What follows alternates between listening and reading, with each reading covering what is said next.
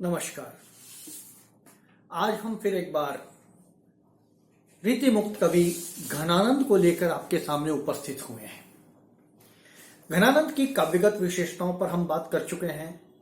घनानंद के प्रेम के पीर के ऊपर हम बात कर चुके हैं। घनानंद की विरह वेदना पर हम बात कर चुके हैं। आज हम बात कर रहे हैं घनानंद की स्वच्छंद विचारधारा को, स्वच्छंद काव्य धारा को लेकर जो प्रश्न बनता है, परीक्षा की दृष्टि से महत्वपूर्ण है। आज हम घनानंद की स्वच्छंद विचारधारा और काव्य धारा पर बात कर रहे हैं। प्रश्न अलग अलग तरीके से आता है। यह भी होता है कि मोहि तो मेरे कविता बनावत के आधार पर स्पष्ट कीजिए कि घनानंद स्वच्छंद विचारधारा के कवि थे या स्वच्छंद काव्य धारा के कवि थे। यह प्रश्न दूसरे रूप में ऐसे भी आ सकता है कि घनानंद स्वच्छंद काव्य धारा के अग्रणी कवि थे, सिद्ध कीजिए। तीसरे रूप में यह प्रश्न ऐसे भी आ सकता है कि घनानंद प्रचलित काव्य धारा की प्रणाली से की लीक को छोड़कर अपने तरीके से स्वच्छंद भाव में कविता लिखते हैं, इसको अपने शब्दों में स्पष्ट कीजिए। तो यह प्रश्न किसी भी रूप में आपके सामने आ सकता है। मेन सबसे पहले समझने की बात यह है कि जो प्रचलित काव्य धारा उस समय चल रही थी, रीति सिद्ध और रीति बद्ध, और तीसरी रीति मुक्त। घनानंद रीति सिद्ध यानी सारे नियमों को भी जानते थे काव्य शास्त्र के, रीति बद्ध होना चाहते थे, लेकिन उस समय की जो विचारधाराएं थी, कविता जब बुद्धि के आधार पर लिखी जाती है, बौद्धिकता की कसौटी पर शब्दों को घिस घिस के जांच परख के प्रस्तुत किया जाता है, तो कविता में एक बनावटीपन आ जाता है और साथ ही आ जाती है उसमें अश्लीलता, श्रृंगार की पराकाष्ठा। कवि अपने कवित्व को, अपने अंदर के सारे ज्ञान को कविता में शब्दों के माध्यम से उड़ेलने की कोशिश करता है, तो शब्दों में भारी भरकंपता आ जाती है। और ये बात जो है, ये घनानंद को अच्छी नहीं लगती थी। इसलिए घनानंद हमेशा अपने मन के भाव से स्वच्छंद काव्य धारा में, रीति मुक्त परंपरा में कविता लिखते थे। इसलिए उन्हें रीति मुक्त परंपरा का अग्रणी कवि कहा जाता है, स्वच्छंद काव्य धारा का भी अग्रणी कवि कहा जाता है, क्योंकि उन्होंने परंपराओं का विरोध करके कविता लिखी, परंपराओं से अलग हटके कविता लिखी। तो हम बात करते हैं कि घनानंद के काव्य में उनकी स्वच्छंद विचारधारा किस रूप में आती है। जैसे सबसे पहला बिंदु बनता है उत्कृष्ट प्रेम की अभिव्यक्ति। देखिए, श्रृंगार के बहुत सारे कवि हुए हैं। रीतिकाल में श्रृंगारी कवियों की कोई कमी नहीं है। बिहारी है, मतीराम है, सेनापति है, बोधा है, ये सारे श्रृंगार के कवि हैं। और भी बहुत सारे कवि हैं, घनानंद भी उनमें से एक हैं। लेकिन घनानंद के श्रृंगार में और बिहारी, सेनापति, मतीराम और बोधा के श्रृंगार में बहुत अंतर है। बिहारी का श्रृंगार कई बार अपनी सीमाएं लांघ जाता है। सेनापति का श्रृंगार भी कभी कभी सीमाओं से परे चला जाता है। लेकिन घनानंद के श्रृंगार में कहीं भी ऐसा नहीं है कि वो अपनी सीमाएं लांघता हो। शब्द बहुत श्लिष्ट होते हैं, भाव बहुत अच्छे होते हैं, पवित्र होते हैं। और सबसे बड़ी बात कि घनानंद जो है वो लौकिक से अलौकिक की ओर गमन करते हैं, तो पवित्रता निरंतर बढ़ती जाती है। ये घनानंद की काव्य की विशेषता है। तो जब बात करते हैं हम घनानंद के कवित्व की, तो रीतिबद्ध कवियों की रचना पद्धति में होते हुए भी उनसे स्वतंत्र हटकर अपना मार्ग बनाते हैं घनानंद। इसलिए रीति मुक्त काव्य धारा का प्रमुख कवि उन्हें माना जाता है। परंपरागत वासनामय श्रृंगार को न अपनाकर पवित्र प्रेम, लौकिक से अलौकिक की ओर बढ़ते हुए प्रेम को वो मानते हैं। रीतिवादियों के अनुसार जब हम निंदा भाव को अपने मन में स्वीकार कर लेते हैं, तो हमारे अंदर जो शब्द आते हैं, काव्य जो उत्पन्न होता है, काव्य जो जन्म लेता है, वह काव्य पूर्वाग्रह से ग्रसित होता है। और घनानंद कहीं भी पूर्वाग्रह से ग्रसित नजर नहीं आते, अपितु उनका जो प्रेम है वो व्यक्तिगत प्रेमानुभूति की परिणति है। घनानंद का यह मानना है कि प्रेम एक ऐसा तत्व है जो शब्द जाल से नहीं बनता। प्रेम की अभिव्यंजना जब हम करते हैं, जब तक वो स्वानुभूत न हो तब तक प्रेम की वास्तविक अनुभूति, वास्तविक अभिव्यक्ति हो ही नहीं सकती। और चूंकि हम सब जानते हैं घनानंद का तो व्यक्तिगत प्रेम था, सुजान के प्रति प्रेम था, वही प्रेम अलौकिक रूप में परिवर्तित हुआ, कृष्ण के प्रति हुआ। तो घनानंद के प्रेम की अभिव्यक्ति, प्रेमाभिव्यक्ति अति पवित्र और उत्कृष्ट कोटि की थी। वे कहते हैं कि प्रेम में कहीं भी बुद्धि की वक्रता काम नहीं आती।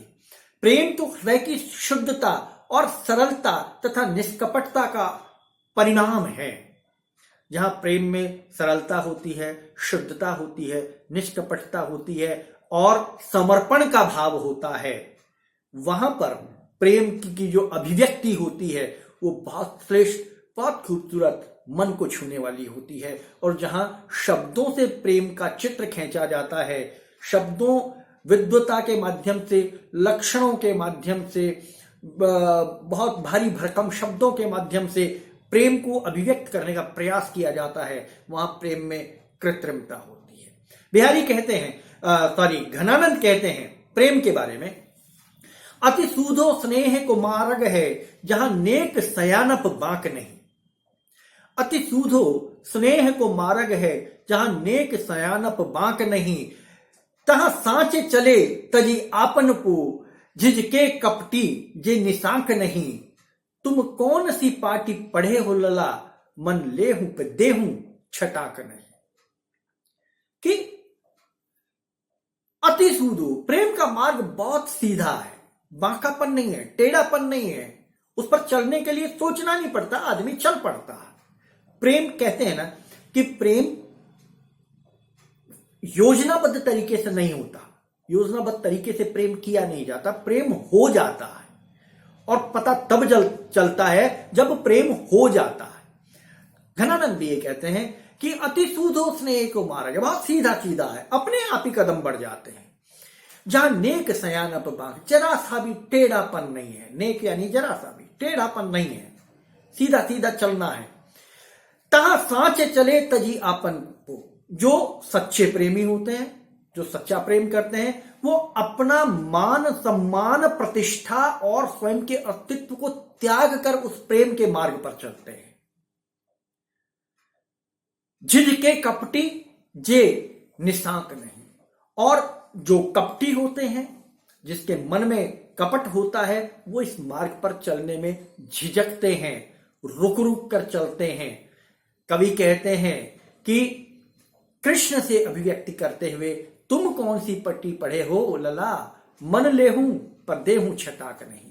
कि मन ले तो लेते हो, लेकिन एक छटाक भर भी अपना हृदय हमें नहीं देते। यहां इसमें कवि के अलंकार शैली का प्रयोग बहुत खूबसूरत तरीके से, मन में जो है वो यमक अलंकार आ रहा है। मन ले हूं पे दे हूं छटाक नहीं। एक मन श्लेष अलंकार है, एक मन दो रूपों में अभिव्यक्त होता है। तो कहने का तात्पर्य, हृदय की सच्चाई, हृदय की सच्ची अभिव्यक्ति स्वच्छंद प्रेम धारा में घनानंद ने प्रस्तुत की।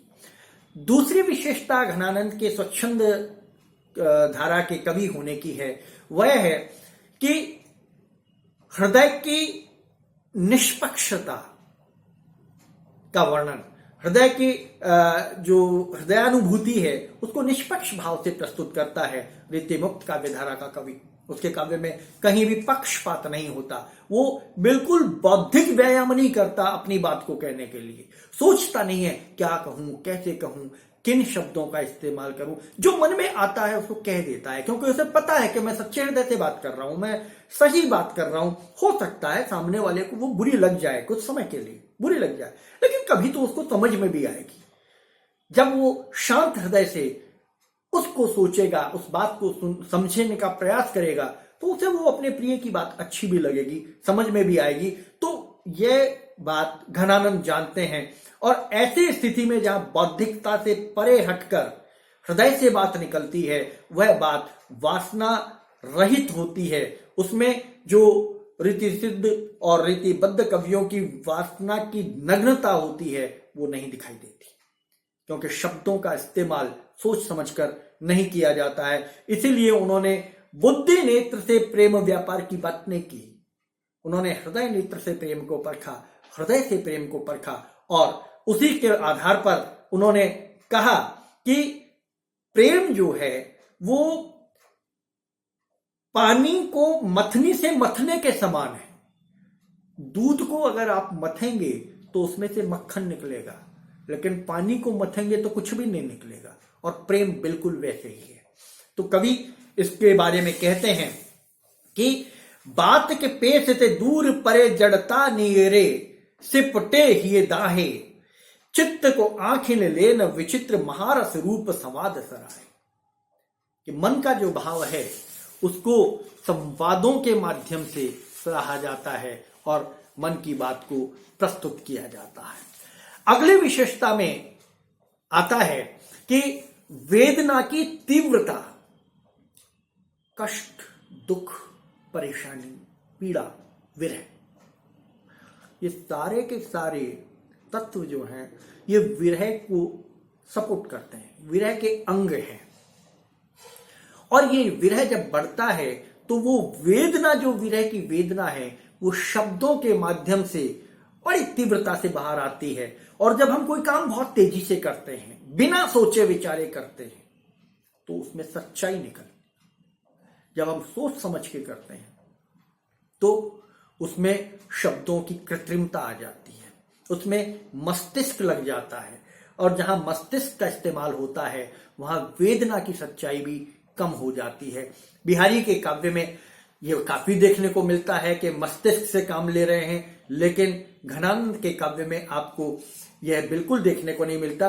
और कभी कभी तो लगता है घनानंद जो है वो रीतिकाल के छायावादी कवि हैं, जो अपनी वेदना को बड़ी सरलता से कह गए, बहुत सहज भाव से सुजान को सुजान बना दिया। सहज एक नर्तकी सुजान और कहां एक कृष्ण। केवल भाव जब बहता गया और वेदना जब बढ़ती गई तो वही सुजान, जो एक साधारण नर्तकी थी, वही सुजान भगवान कृष्ण बन गए। यह प्रेम की अभिव्यक्ति है, वेदना की पराकाष्ठा है, जो घनानंद के काव्य में दिखाई देती है। और रीति शास्त्रीय उक्ति वैचित्र्य, अलंकृत भाषा, चमत्कार विधान, इन सब को एक तरफ रखकर घनानंद बात करते हैं और शुद्ध प्रेम की बातें करते हैं और कहते हैं कि समझी समझी बातें बोली बोने काम आवे। बड़ा सीधा सीधा है, अर्थ बहुत सीधा है।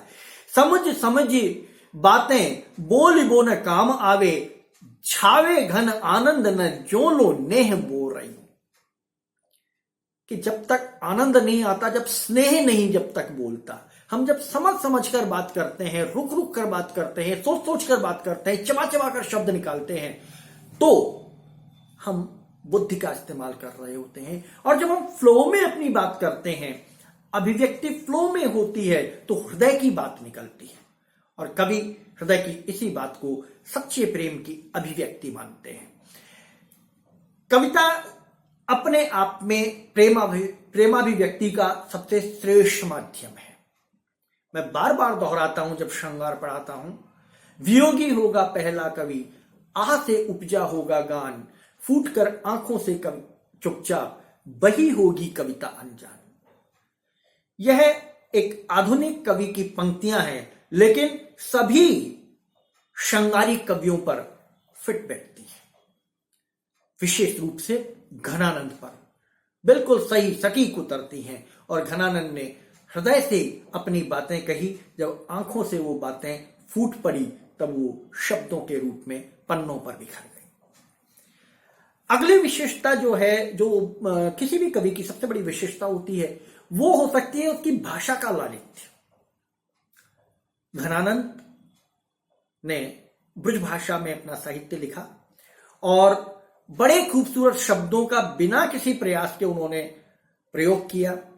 भाषा प्रवाहमयी, सुंदर और निरंतर सरल रूप में आगे बढ़ती हुई उनकी भाषा है। उनमें कहीं भी ऐसे अक्षर नहीं हैं जो हृदय को चुभते हैं, कचोटते हैं, चोट पहुंचाते हैं। ऐसे अक्षर हैं जो मन को तृप्त करने वाले हैं, जो सुनकर आनंद होता है, देखिए, रस 9 तरह के होते हैं और हर रस का अपना एक महत्व होता है, हर रस का अपना एक आनंद होता है। रस का मतलब ही आनंद है, चाहे वो रौद्र हो, चाहे वो वीर हो, चाहे वो विभत्स हो, चाहे वो करुण हो। श्रृंगार तो अपने आप में रसराज है ही, लेकिन जब करुण रस उत्पन्न होता है, आंखों से अश्रुधारा बहती है, मन व्यथित होता है, तब भी आनंद की अनुभूति होती है। जब क्रोध की पराकाष्ठा होती है, भुजाएं फड़कने लगती हैं वीर रस की कविता सुनकर, तब भी आनंद की उत्पत्ति होती है। वो भुजाएं फड़कना, क्रोध की उत्पत्ति होना, वही आनंद है, वही रस है। तो रस हर स्थिति में, हर भाव में आनंद की परिणति रस होती है। हमने एक आपके इसमें सेकंड ईयर में ही रस सिद्धांत पर भी 1-2 वीडियो आपके हैं, रसावयवों पर 1-2 वीडियो हैं, आप देखिएगा। और वह प्रश्न जो रस पर जो निर्धारित प्रश्न है, वह 1001% आता ही आता है, इसलिए उसको आप बिल्कुल तैयार करके रखें। वो पेपर आउट है, वो प्रश्न निश्चित रूप से आता है, इसलिए उसको आप तैयार करके रखें। तो हम बात कर रहे थे कि भाषा की बात, भाषा के लालित्य की बात, भाषा की श्रेष्ठता की बात, और घनानंद में वो सारी चीजें देखने को मिलती हैं।